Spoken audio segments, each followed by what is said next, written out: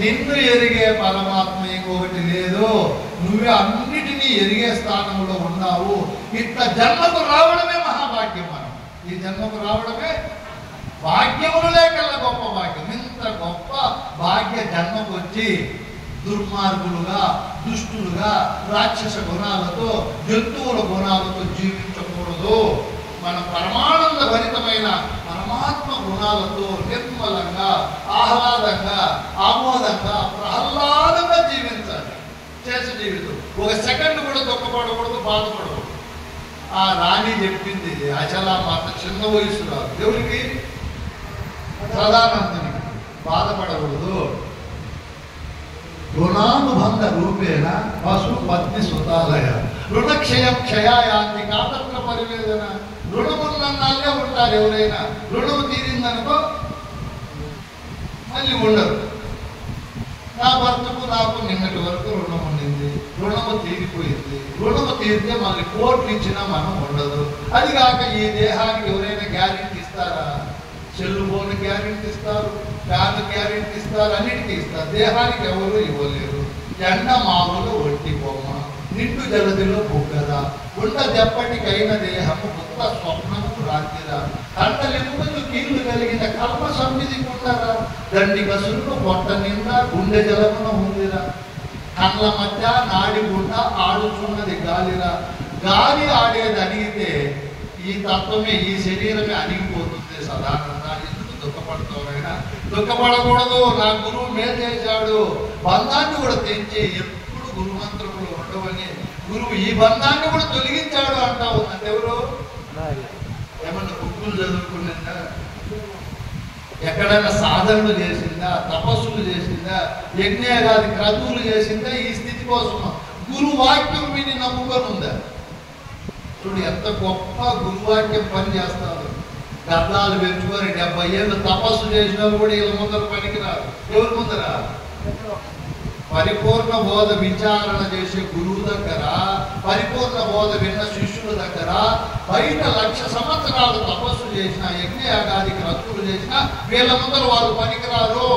పరిపూర్ణ బోధ చెప్పే గురువు ఏ వయస్సు వాడైనా, ఏ కులం వాడైనా, ఏ జాతి వాడైనా బోధ అపరిమితంగా ఉంటారు. ఎట్లుంటుంది బోధ? పరిమితంగా ఉన్నది. ఇక్కడ ఉండే గురువులు చెప్పే బోధ అపరిమితం. చెప్పలేనంత ఘనమైనది, సత్యమైనటువంటి. ఈ మాటలు విని సదానందుడు ఆశ్చర్యపడి, ఇంతకాలం నేను వేస్ట్ చేసుకున్నానే అయ్యో అని. అప్పుడు అచలాం అడిగింది, గురుదేవా మీ పేరేమి, మీ ఊరేమి, నీ కథ ఏమి? చిన్న పాప అడిగింది. నా పేరు సదానందుడు అంటారు, నా వయసు 70 సంవత్సరాలు, నేను నిత్య అష్టాక్షరి మంత్రోపాసకుడును అన్నాడు. అష్టాక్షరి అంటే 8 అక్షరాలతో ఉండే నమో భగవతే నమో నారాయణ, అది 12 అక్షరాలు పోతారని. ఓం నమో నారాయణాయ అనే 8 అక్షరాల మంత్రాన్ని ఉచ్చారణ చేసి అనేక మంది చేత ఉచ్చరింపజేస్తున్నాను. గురుదేవ దాని అర్థం మీకు తెలుసునా అని అడిగింది ఆ పాపం. అంతే 25 ఏళ్ళు కూడా లేదు వయసు, పిల్లలు కూడా లేదు. ఏమో అమ్మా దాని అర్థం మా గురువు అనుకోమన్నాడు, నేను అనుకుంటున్నాను. అర్థం లేని మంత్రము వ్యర్థమా ప్రయోజనమా? అర్థం లేని మంత్రం వ్యర్థము. నువ్వు మనసు పెట్టి వింటానంటే నేను చెప్తాను అని తెలుసుకునేది ఎవరు చెప్తేనే. ఇప్పుడు మేమే ఉన్నాము, ఇట్లా సభలకు వచ్చినప్పుడు నేను ఎవరు చెప్పినా శ్రద్ధగా వింటాను. ఎందుకు చెప్పండి? ముఖ్య సరస్వతి వాళ్ళ ద్వారా వినడం వల్ల మనకి ఏదో విషయాలు తెలుస్తాయి. మీరు కూడా ఎక్కడైనా సభలకు పోయినప్పుడు పుస్తకం చదివేది మనసు ఎక్కడ పెట్టకూడదు. ఏకాగ్ర చిత్తులే గాలి లేకపోతే దీపం ప్రణాళికతో అట్లా నిర్మల చిత్తంతో వినాలి. వినగా మన ఎరుక కూడా మహాజ్ఞాని అవుతారు, సంపాదించుకుంటారు. రోజు పనికి నెల బ్యాంకులో అమౌంట్ వేస్తే ఏమవుతుంది? మన అకౌంట్లో పెరిగిపోతుంది. అట్లా వినగా బోధ ఏమవుతుంది? మన హృదయంలో ఘనీభవిస్తుంది, విస్తారమవుతుంది. మేము మా గురువులతో కొన్ని 100 రోజులు క్లాసులు పెట్టుకొని విన్నాం. సుబ్రాయుడు స్వామిని మా ఆశ్రమానికి పిలిపించుకొని 100 రోజులు క్లాసులు విన్నాం. ఎన్ని రోజులు? మీరు ఒక రోజన్నా హెచ్చించాల గురువుల దగ్గరికి పోయి నెలలో. మళ్ళీ మిగతా ఎన్ని క్లాసులు హైదరాబాద్, ఏలూరు, బెంగళూరు, కోలారు ఎక్కడంటే అక్కడ గురువుల దగ్గర అంత క్రోడీకరించుకోవాలి బోధ. మనమందరం కూడా ఏం చేయాలి? బయట విషయాలను తగ్గించి గురువులు చెప్పే బోధలు, గురు గ్రంథాలను బాగా చదివి సవిస్తారం చేసుకోవాలి బోధ. ఆ అప్పుడు ఆయన నేను చెప్తానంటే చెప్పు అన్నాడు. ధర్మం అనేది దేవుడికి సదానందం. ఓం అంటే ఆకార ఉకార మకార అర్ధమాత్రములతో ఉండే నేననే పరమాత్మ. ఓం అంటేనే మన హృదయం కూడా ఓం ఓం ఓం అనే గంటకు 72 సార్లు కొట్టుకుంటారు. ఏది మన హృదయం. ఓం అంటే నేనే పరమాత్మ, నీవే పరమాత్మ అని కొట్టుకుంటా అవుతుంది. మనం విచారిస్తాం. సోహం అంటే వర్తమానం. సో అంటే పరమాత్మ, హం అంటే నేను. సోహం సోహం అని గాలి వస్తా పోతా ఉంది. 21,600 సార్లు ప్రణవజపం జరుగుతూ ఉంది. మనకు తెలియదు. మనం అనుకుంటే వస్తా పోతా ఉంటే తనకు తాను వచ్చిపోతా ఉంది. తనకు తాను వచ్చిపోతా ఉంది. సో అంటే పరమాత్మ, హం అంటే నేను. నేనే పరమాత్మను, నేనే పరమాత్మను అని గాలి ఏమైతా ఉంది? మన ఘర్షణకి చేస్తా ఉంది. నువ్వే పరమాత్మ అయినా నువ్వు భజనలు ఎందుకు చేస్తావు, తీర్థయాత్రలకు ఎందుకు పోతావు, ఇవన్నీ కూడా వ్యర్థము. నీకంతా నువ్వు తెలుసుకోవాలి.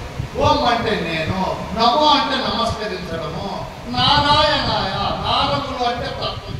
నారములు అంటే మనకు 96 తత్వాలు ఉన్నాయని భద్రాది రామచంద్రం చెప్తారు. ఈ 96 తత్వాలు పనిచేయాలంటే ఒక్క నాయకుడు ఉండాలి. ఎవరు ఉండాలి? ఇప్పుడు నేననే నాయకుడు నాలో ఉంటే చెవులతో వింటాడు, చర్మంతో స్పర్శ నెరుగుతాడు, కళ్ళల్లోకి వచ్చి రూపం చూస్తాడు. ఈ నాయకుడు అన్ని పనులు చేస్తాడు దేహంలో. ఇద్దరుండారా నాయకుడు? ముగ్గురుండారా? ఒక్కడే నాయకుడు. వినేవాడు ఆయనే, చెప్పేవాడు ఆయనే, చూసేవాడు ఆయనే, గ్రహించేవాడు ఆయనే. ఆ నాయకుడు మనం ఈ చెవులు కన్నుల మనము. ఎవరినైనా ఆ నాయకుడు మనము. ఇవి మన ఆ నాయకుడికి ఇవి సంబంధించిన వస్తువులు.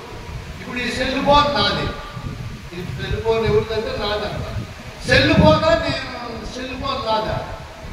నేను సెల్ ఫోన్ కాదు. ఇది నా వస్తువు. అంటే చెవి నేను కాదు, చెవి నా వస్తువు. కన్నులు నేను కాదు, అవి నా వస్తువులు. ఎవరు ఉంటే ఇవన్నీ పనిచేస్తాయో ఆయనే రథుడు అంటారు. ఏమంటారు?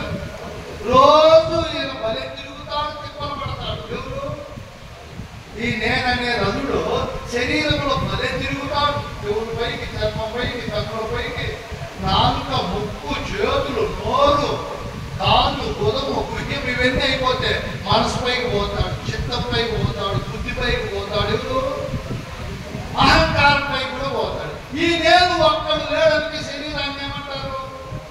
శవం అంటారు. వాళ్ళ ప్రేమిస్తారా? దీన్ని మీ మట్టిలో పెడతారు. ఈ శరీరానికి తమ్మిడి విలువ ఉండదు. మళ్ళీ ఎవరుంటే విలువ ఉంది? నేనుంటే అందరూ ప్రేమిస్తారా?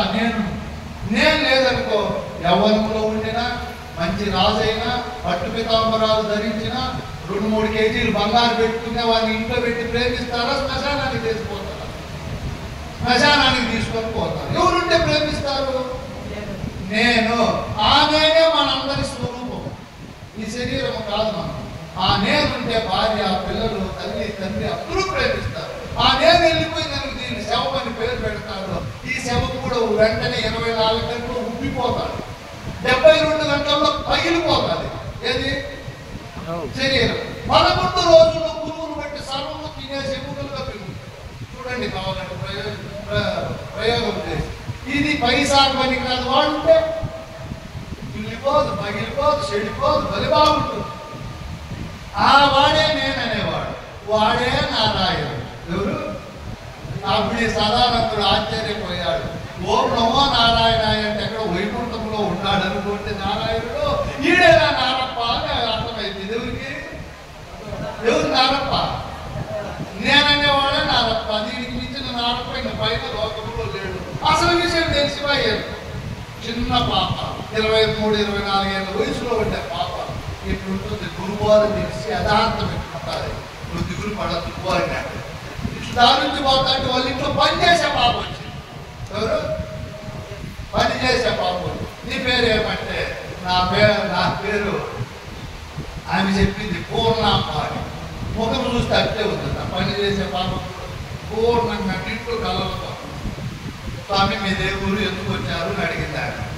అమ్మ మాది పలానా అడవిలో నేను ఆశ్రమ ఒక గురువును, మీ యువరాజు చనిపోయిన అడవిలో బట్టలు ఉంగరమని చూపించాడు. చూపిస్తానే ఆ పాప ఆశ్చర్యపోయింది. దేవుడు పూర్ణాంబ ఆశ్చర్యపడి కళ్ళు తెరిచి దానికి బాధపడిన అవసరం లేదు స్వామి.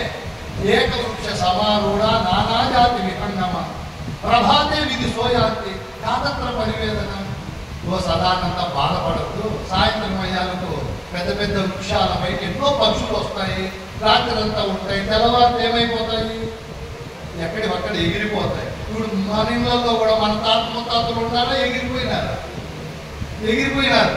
ముత్తాతలందరూ ఎగిరిపోయినారు. మన ఇంట్లో ఉంటే మన అమ్మ నాయన ఎగిరిపోతారు. మనము మన పిల్లలు, వచ్చే పిల్లలు అంతా ఎగిరిపోవలసిందే. ఎవరు ఉండేవాళ్ళు కాదు. దీనికి ఎందుకు బాధపడతావు సదానంద స్వామి? నువ్వు బాధపడద్దు చెప్తా ఉందంటే ఎవరు? ఏమి చూడు జ్ఞానమయ్యలు వారే రాజులు రాజ్యములు కలిగి గర్వోన్నతి పొందిరి వారేది సదానంద. నువ్వు బాధపడద్దు. రాజులు వచ్చారు ఈ సృష్టిలోకి, పోయినారు. నా రాజ్యము, నా ప్రజలు, నా ధనాగారం, ధాన్యాగారం అని నిద్ర లేకుండా అలసటతో ఎప్పుడు పరితపించినారు. ఎవరైనా తీసుకొని పోయినారా? మనం కూడా అక్కడ ఉండకూడదు. సదానంద నా భూమి, నా దేహము, నా భార్యని, నా ధనమని బెంగుళూరు అంత రాగాలు చేయకూడదు. ఉంటాయిపో నాకు అనుకోరు. ఉండి అవన్నీ తప్పులే. మళ్ళీ నాకే ఉన్నాయని గర్వపడకూడదు. నాకు ఉంటాయిపో అనుకోవాలి. ఏమనుకోవాలా? నా గురువు ఇచ్చినాడు పో అనుకోవాలి. నాకే ఉన్నాయని గర్వపడి ఇతరులను తక్కువ దృష్టిలో చూడడము, కులము, మతం అన్ని వర్గాలతో చూసి నేను గొప్ప అనుకోకూడదు. నువ్వు గొప్ప అయితే ఉంటావా? ఉండవు. ఎగిరిపోవలసిందే నువ్వు కూడా. నీకు బుద్ధి వచ్చేసి దేవుడికి సదానందునికి వచ్చినాడు. అక్కడికి ఆశ్రమం దగ్గరికి దిగులుగా వచ్చినాడు, బాధగా వచ్చినాడు. అది మోహజిత్ ఏం స్వామి మా రాజ్యంలో తల్లిదండ్రి మా భార్య నేను బాగా గౌరవించారా, మర్యాద చేశారంటే చెప్పకూడదు. మోహజిత్తు నేను పోయే లోపలే మీ రాజ్యంలో శత్రురాజులు వచ్చి పల్లగొట్టేశారు, మీ అమ్మ నాన్న చంపేశారు, నీ భార్యను సెలబట్టి తీసుకొని వెళ్ళిపోయినారు, మీ రాజ్యం అంతా పీడైపోయింది అని భారత ముఖం పెట్టాడు. మోహజిత్తు ఒక నిమిషం కన్ను మూసుకొని తెరిచాడు. తెరిచి చెప్తున్నాడు అంటే ఎవరితో? మృమయాని చ భాండాని బహుని వివిధాని భిన్న భాండ పరిత్యజ కాతత్ర పరివేదన. ఎవరు చెప్తున్నారు? మోహజిత్ అంత పెద్ద గురువుకి చెప్తారు. గురుదేవా, మట్టితో కొండలు చేస్తారు కుమ్మరి వారు. చాలా కష్టపడతారు. మట్టిని తీసుకొని రావడము, దాన్ని అంతా ముద్దగా చేయడము, చక్రం పైన పెట్టి ఆకారాలుగా మార్చి దాన్ని బాగా పెట్టు వస్తువులు తీసుకొని కొట్టి కొట్టి నునుపు చేసి మళ్ళీ రాత్రి అంతా అగ్నిగుణంలో కాలుస్తారు. మళ్ళీ అమ్ముకునేకి తీసుకొని పోతారు.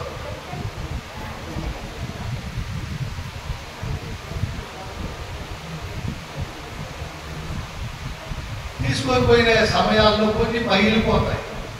పగిలిపోయిన దాన్ని చూసి బాధపడతారా, అట్లే పెట్టుకుంటారా, పడేసిపోతారా? దానిపైన మనిషే పెట్టారు. మామూలుగా కొన్ని పగిలిపోయేదానికి వాళ్ళకుంటే తెలుసుకోవాలి. ఎన్ని ఉంటాయి, ఎన్ని పగిలిపోయేది, ఎంత డబ్బులు వచ్చేది వాళ్ళకి అనుభవం కదా. ఈతను ఏ గురుబోధ విన్నారు కాబట్టి ఏమో ఆ అనుభవం ఉంది మోహజిత్తుకు. ఏమని ఉంది అనుభవం? ఇదన్నీ పోయేటివే. ఈ కొండలు కూడా కొన్ని బాగా కొంతకాలం మన్నికలో ఉంటాయి, కొన్ని కొండలు తొందరగా పగిలిపోతాయి, కొన్ని కొండలు వయసు రాకనే కూడా పోతాయి. 5 ఏళ్లకు 10 ఏళ్లకు తల్లి గర్భంలో కూడా పోయేట్టున్నాయి.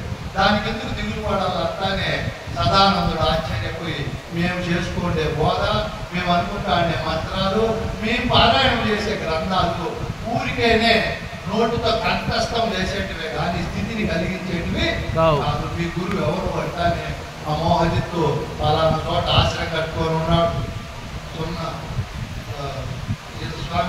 ఊరు సున్నాపల్లి. సున్నా అంటే బంగారం చెప్పారు. బంగారం వంటి పొలంలో ఒక గురువు ఉన్నాడు. ఆయన పేరు పరమానంద జంగాల స్వామి. మా రాజ్యంలో గురువు ఉన్నాడని దాన్ని నీకు కూడా పరిపూర్ణ బాధ చూపిస్తానని మోహజిత్తు ఆయన వెంట పెట్టుకొని వచ్చినాడు. సదానందుని ఆయన శిష్యులందరినీ. ఈ స్వామి ఇట్లా కన్ను మూసుకుంటా తెలుసుకుంటా ఆ ఆశ్రమంలో చెత్తగా నీళ్లు పట్టుకుంటా ఉన్నాడు. మన అచల గురువులను చూస్తే ఎవరన్నా గురువు అనుకుంటారా? గడ్డాలను, పటోటోపాలను ఏ కొట్టవు. వేషధారులు కాదు అచల గురువు, వేదసారులు. ఎటువంటి వారు మన గురువులు? నేను పొగిడేది కాదు.